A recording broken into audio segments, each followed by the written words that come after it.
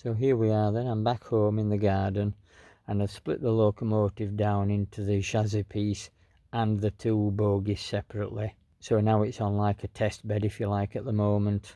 The bogies are braced against the fence so that they can't possibly run away. The bogies are lifted up off the base with some lumps of wood such that they're not actually touching the base. And there is a block of wood between the two bogies just to aid stability. So with everything securely in place now, we'll do some testing and see how we go.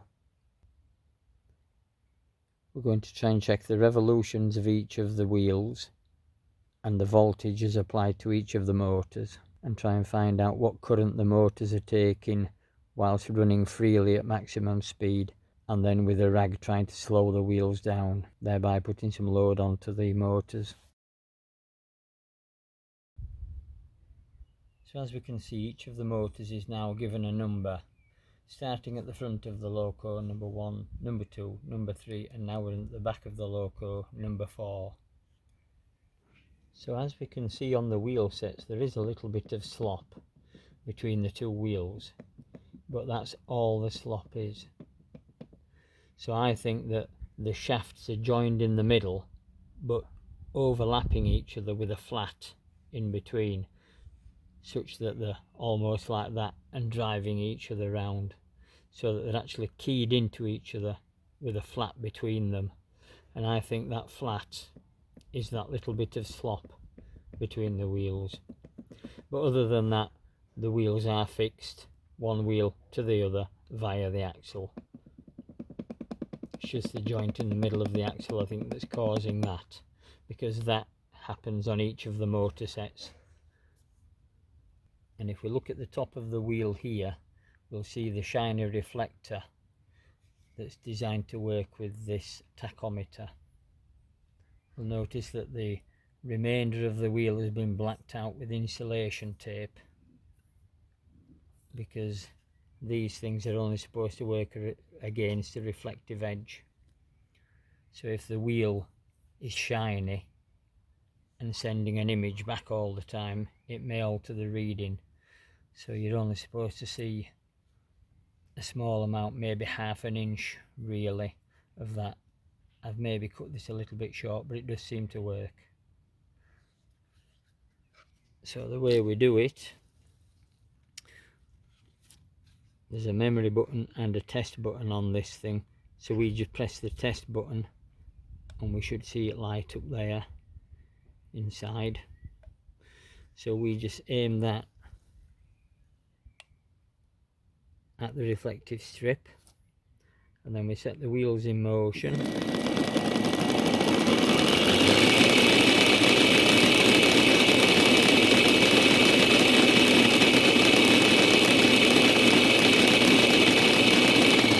that away. I've taken my finger off the test button, and then if I put my finger on the memory button, it will give us the total. So that was 1055 revs per minute. We can scroll through this thing and it gives us 3 different readings. It will give us the last reading, which is 1050, and if I click it again, it'll give us the maximum. So it's 1055. So I'm measuring all 4 of the motors and putting the readings down on the list that we looked at earlier. And motor 4 is around 1062 on a previous reading when I did it earlier. So they're all of a similar kind of thing. Motor number 2 is the slowest. So we've got the voltage and the current to find then. So I've put the test meter onto voltage DC, which is there, voltage DC. AC is the wavy line up and down, DC is a straight line.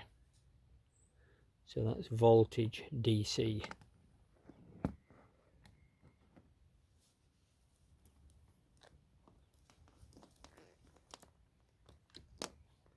So if I put my voltage probes onto there, set the motor running with the leads away from the wheels, etc. Let's get the wheel, get that safely out of the way.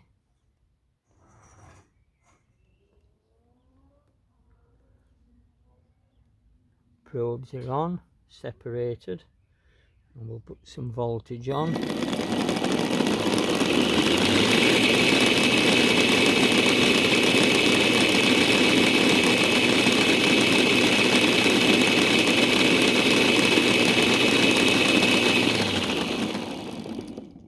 So 24.3 is on motor number 4. This is motor number 4, these are the terminals and the wiring for it.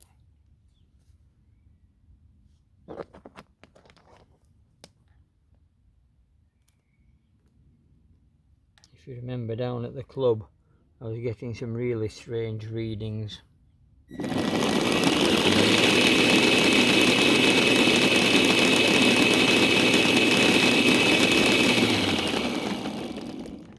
So about 24.4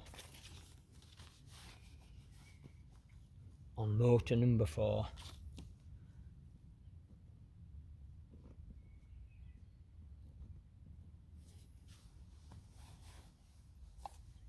So I'll go on to motor number 3 and do the same again for that.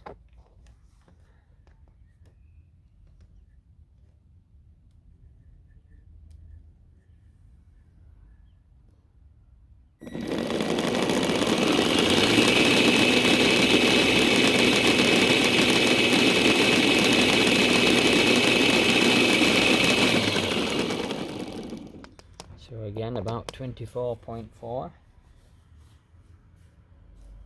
and I'll do just the same thing on the other bogie. So that's the other motors done now, and all 4 motors are at 24.4 or thereabouts. 24.4 plus if anything. So we know the controller's running correctly at the right voltage, and we now know that if we need to replace any of these motors, they are 24 volt motors and not 12 volt motors.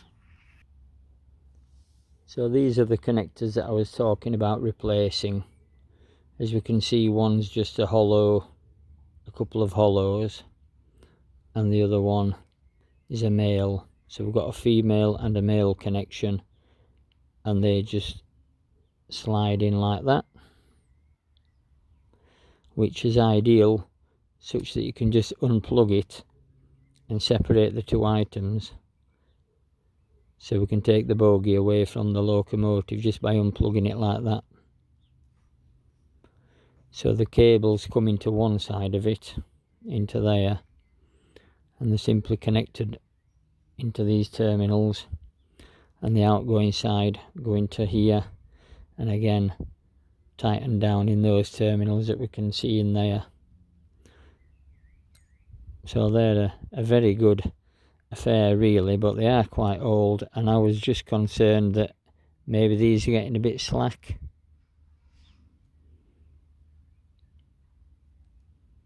But this set in particular seems quite good.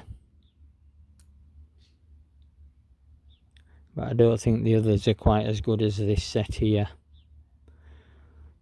So I'm hoping to replace these with some more.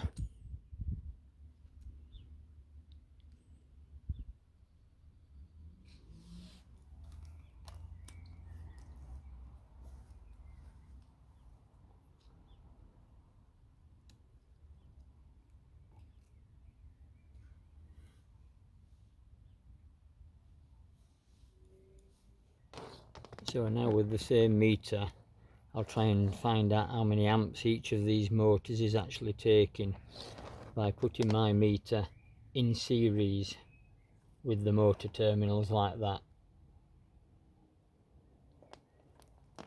instead of this being plugged together like that.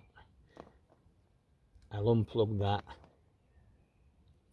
connect one side together, and put my meter between the other 2. such that the current will go down one leg into the meter and back to there. It's set for 10 amps maximum, so if these motors are taking above 10 amps it will blow the fuse within this meter.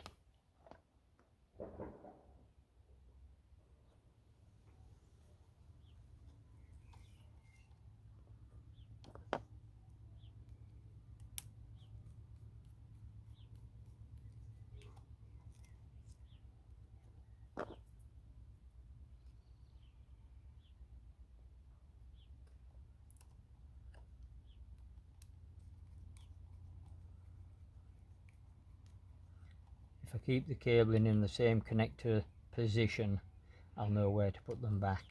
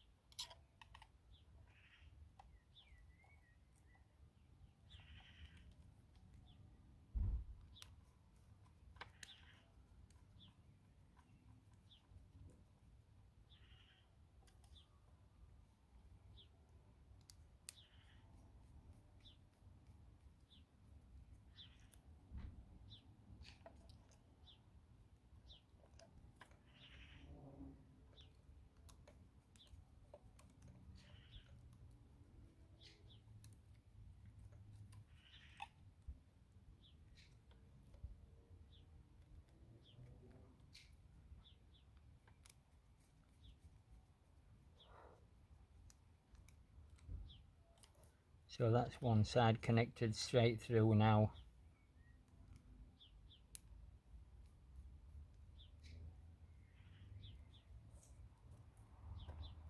I'll just get another connector for this one to put on there.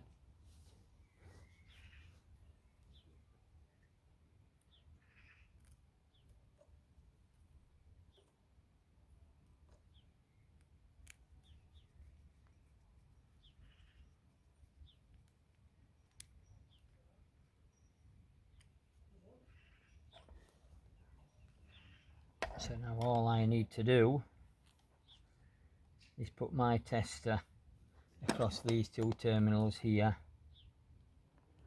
one there and one there, and then my tester will be in series with the motor. So we're set up now to test motor number 4.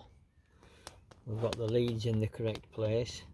We've got this over to straight line, so that's amps DC as opposed to amps AC, which is the wavy line. So let's see what we get.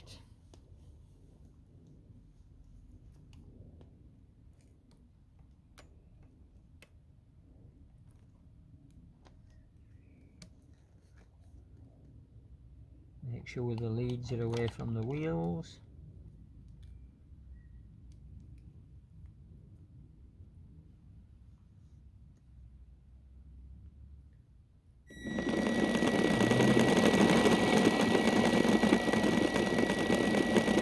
So at slow speed we've got 1.16.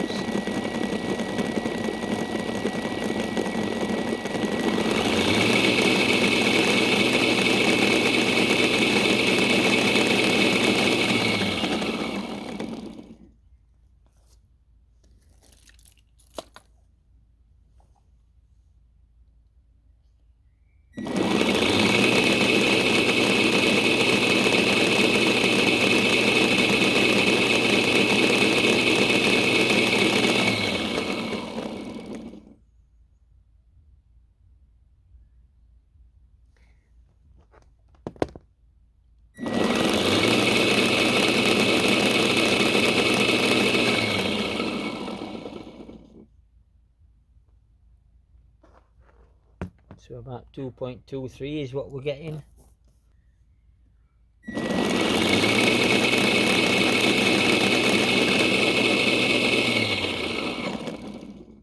That's me with my bad connection again.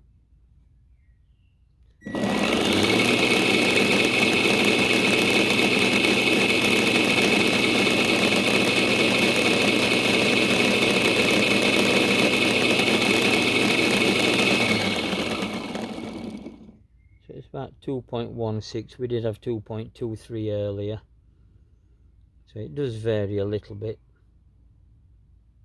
but we can see that if we try to start the motor slowly,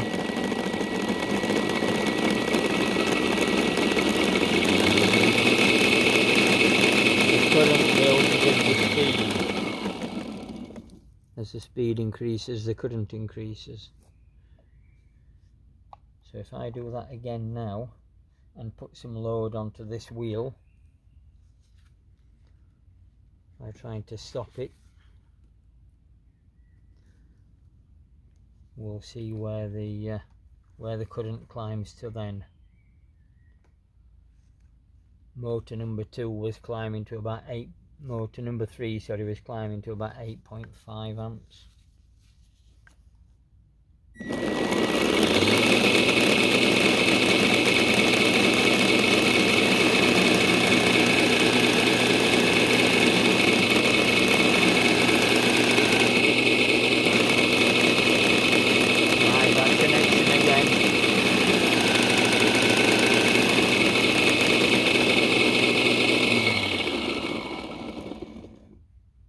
So we did have over 10 amps then.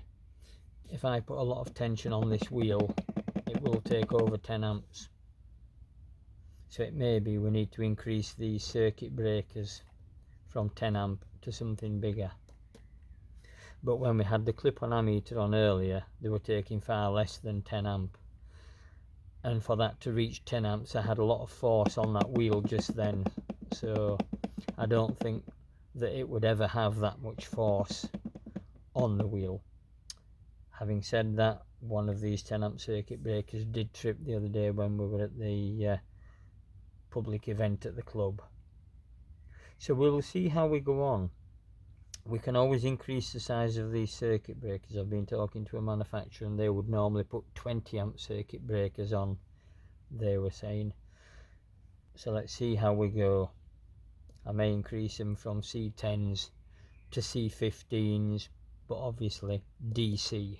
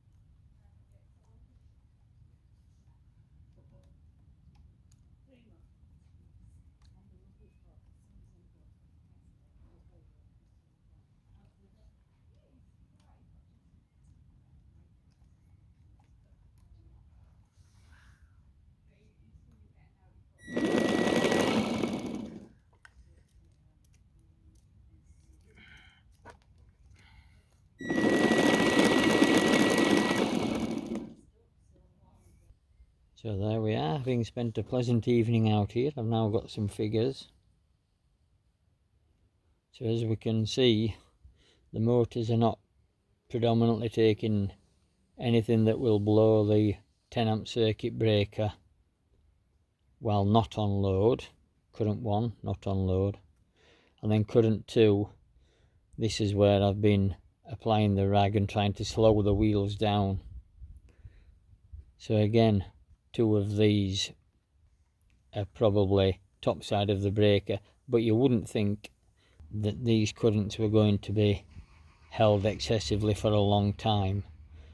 And of course, being as it's a C-type breaker, that's motor starting breakers, etc., and they will allow for a high starting current for a short time before settling back. So the circuit breakers shouldn't be far out at 10 amps, but it may well be prudent to increase them in size. At this point in time, I certainly don't see any issues with the locomotive in its own right. Everything seems okay.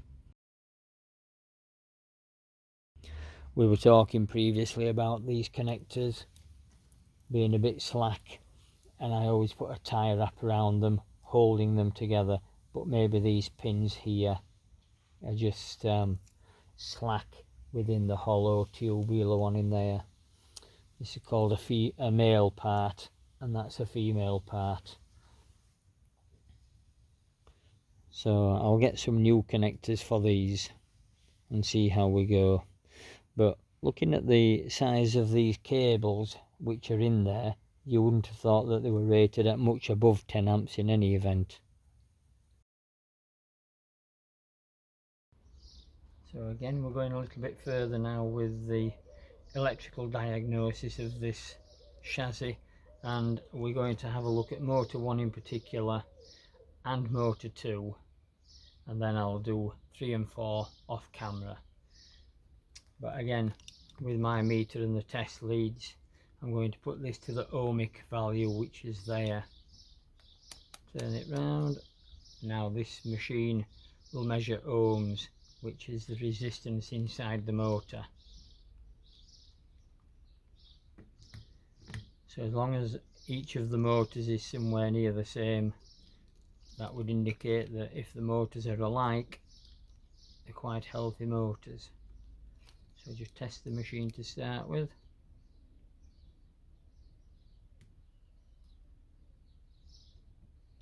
So that's good. Let's see what the ohmic value of this number 1 motor is.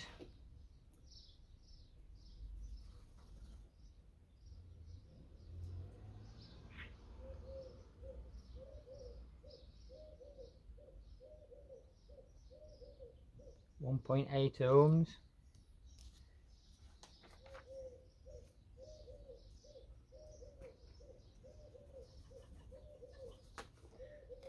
And I've created a new column here with the ohmic value sign on it for measuring the ohms of each motor. Motor number 2.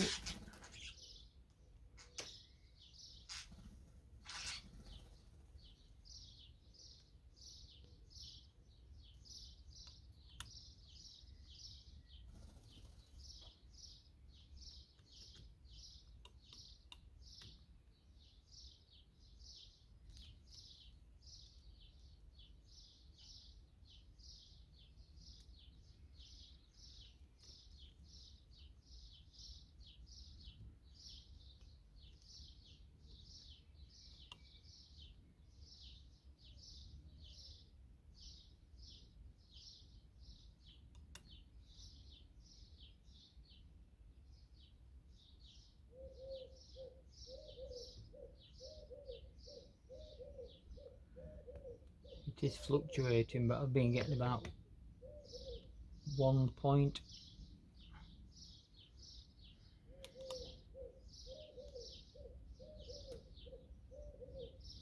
It seems to be levelling out at 0.5, this one, thereabouts.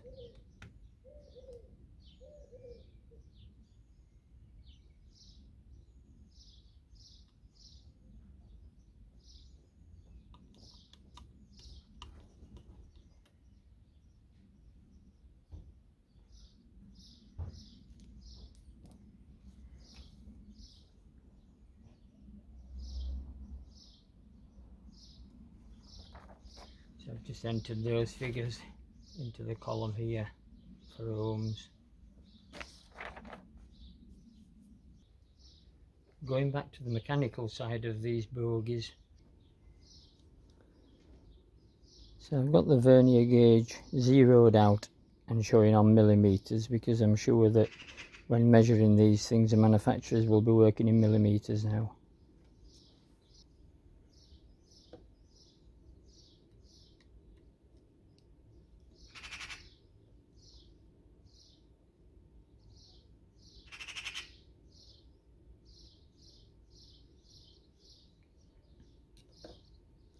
So I'm getting about 91 millimeters diameter across the teeth. And now I'll try and measure down inside the actual V of there, and that will give me a core diameter then, I believe.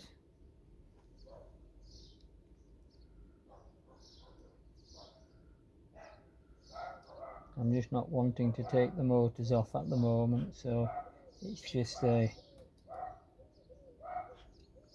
rough idea.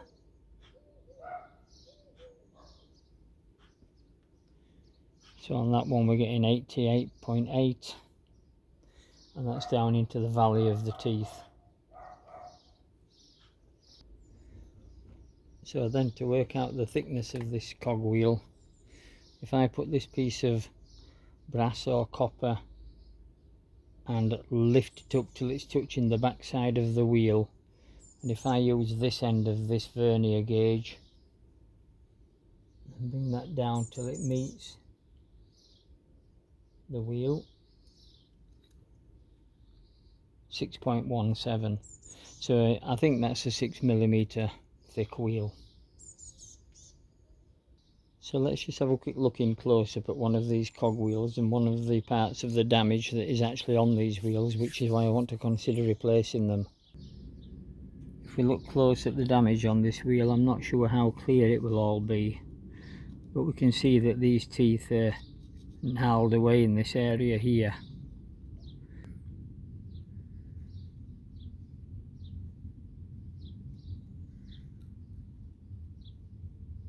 As time goes on, when the two wheels mesh there, they will start to get lost in the teeth,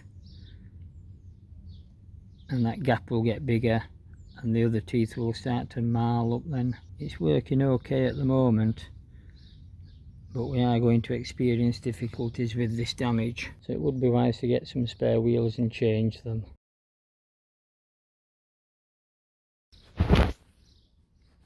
The last thing then would be to count the number of cogs on each of these wheels. So what I tried to do was put a pen mark on the wheel itself at one tooth, and then count 10 teeth and put another mark, and then another 10 teeth and put another mark, and go around the wheel, and I ended up with 111 teeth. Having spoken to a manufacturer, they're thinking that's more likely to be 110 teeth, which does stand to reason. So I'll see if I can get some of those ordered up, and we'll see about changing them at some point. So I'll get all these parts back down to the club, reassembled, and give it a run. See how we go. So we've got the locomotive successfully put back together. Let's have a run round with it.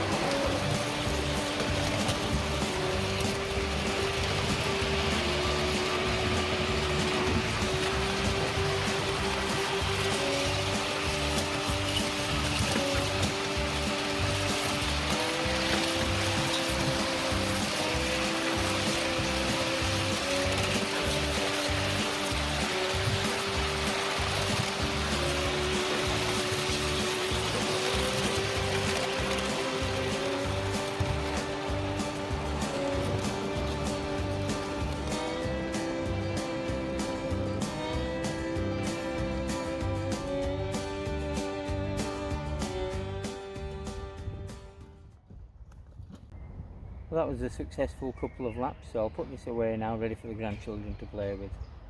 See you in the next video.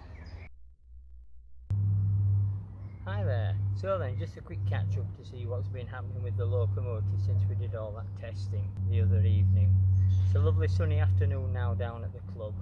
The locomotive's done a birthday party down at our club since that last testing video that we did, and everything ran very well. We've got 2 coaches on here at the moment. We had 3 on for the birthday party, and all 3 were quite heavily loaded, so we were taking about 12 people maybe.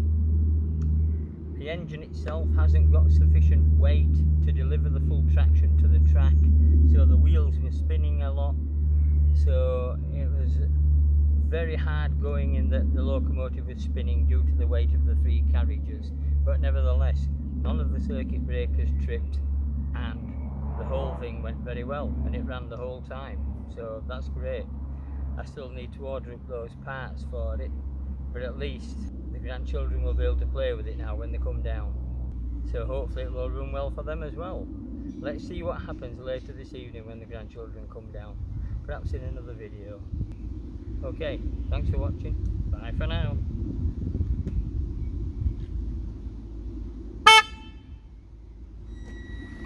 Adios.